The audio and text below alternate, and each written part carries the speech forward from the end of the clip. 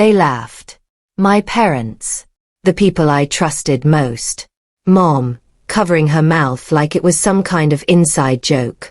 Dad, shaking his head, his mock pity dripping from every word. $10.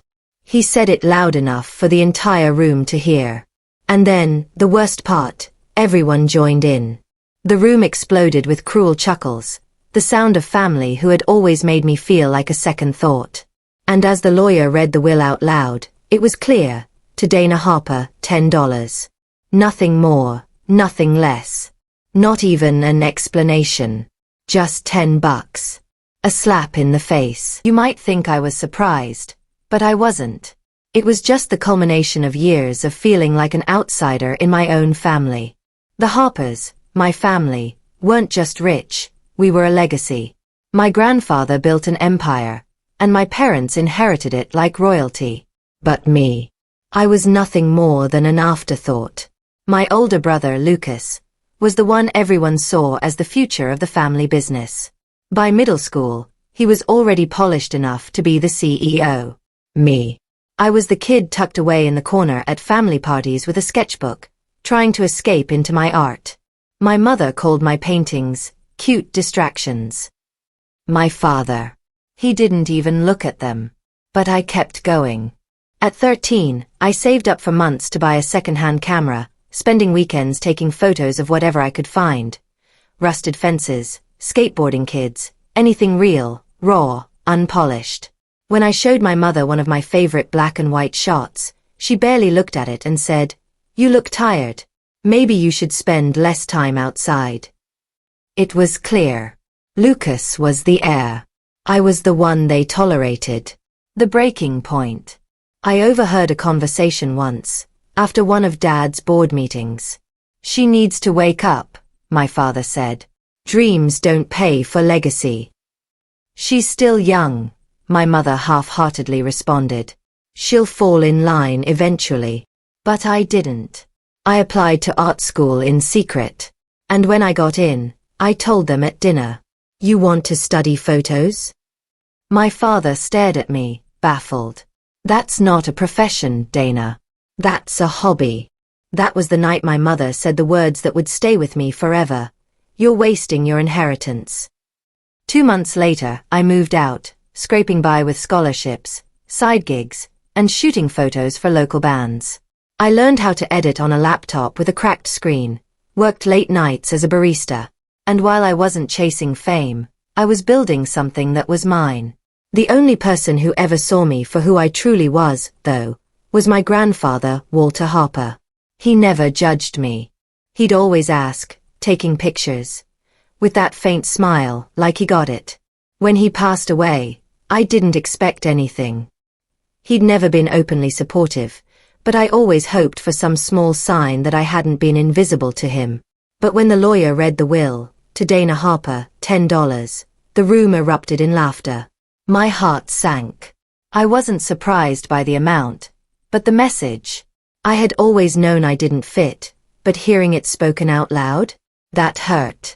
But maybe, just maybe, that $10 wasn't a dismissal.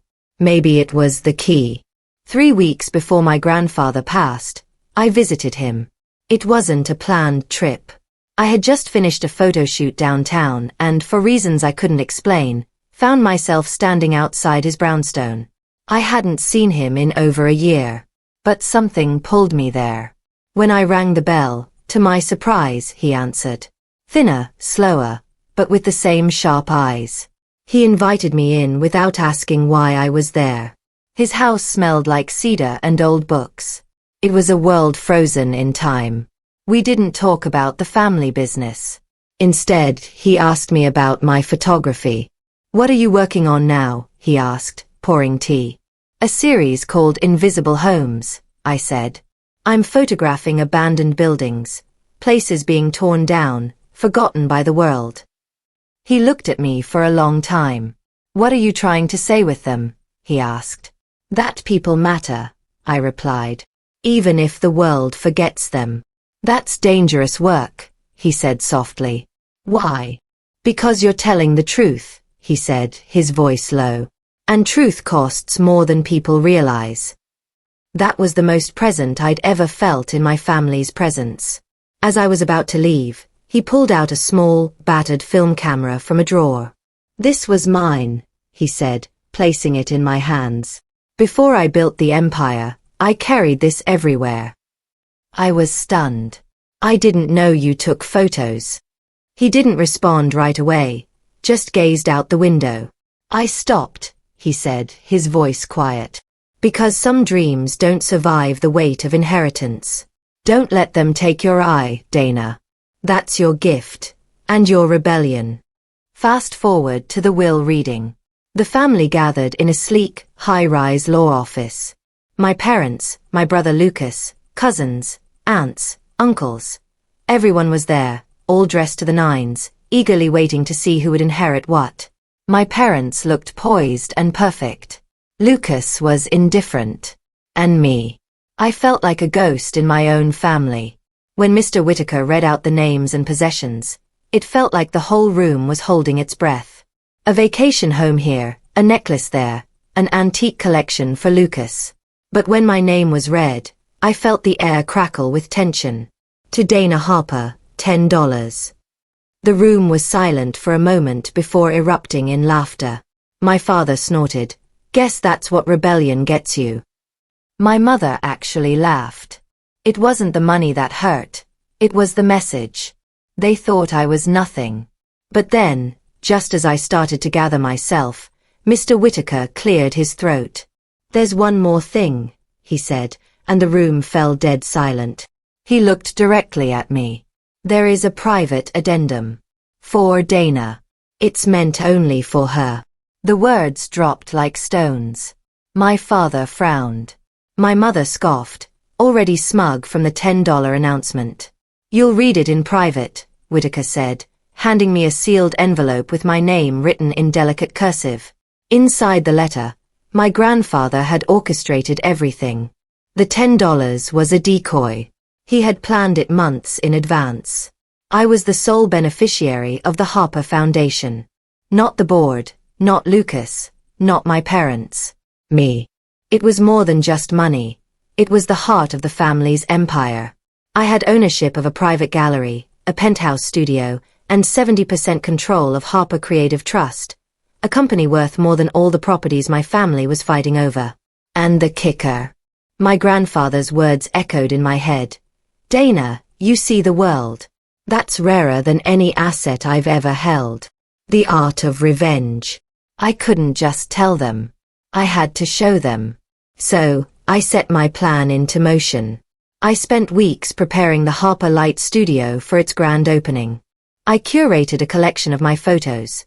Photos I thought I'd lost. Photos my grandfather had secretly bought and preserved. The studio wasn't just a gallery. It was a statement. A powerful one. The night of the opening, my parents, my brother, they all showed up. The arrogance in their eyes. They thought they could dismiss me. And then, it happened. Mr. Whitaker stood up, raised his glass, and announced to the crowd, "Dana Harper is not only the founder of this studio, but also the sole beneficiary of the Harper Creative Trust." The room gasped. I could see the color drain from my mother's face. My father's fists clenched. And that was when I stepped forward. "This isn't just art," I said. "This is my legacy." I turned to face my family, who had laughed, who had dismissed me, who had thought $10 was all I was worth. "I didn't fall in line," I said calmly, "because I was building something far greater than what you'll ever understand." I couldn't just tell them. I had to show them. So, I set my plan into motion. I spent weeks preparing the Harper Light Studio for its grand opening. I curated a collection of my photos. Photos I thought I'd lost. Photos my grandfather had secretly bought and preserved. The studio wasn't just a gallery. It was a statement. A powerful one. The night of the opening, my parents, my brother, they all showed up. The arrogance in their eyes. They thought they could dismiss me.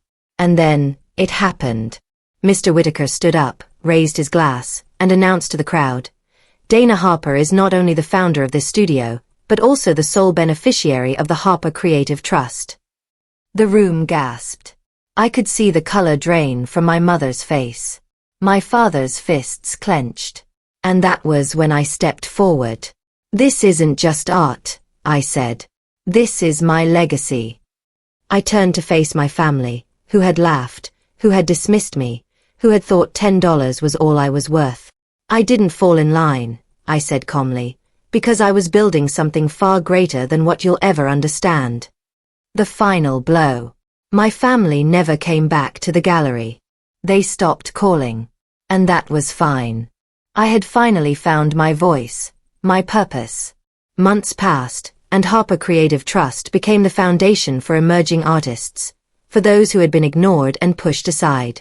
1 year later, a young artist knocked on my office door. She asked me, "Do you ever worry people will only see your money, not your work?" I smiled gently. I used to. But it only matters if I believe it. And when my grandfather's final letter arrived, I knew the truth. Legacy is not what you inherit, but what you create.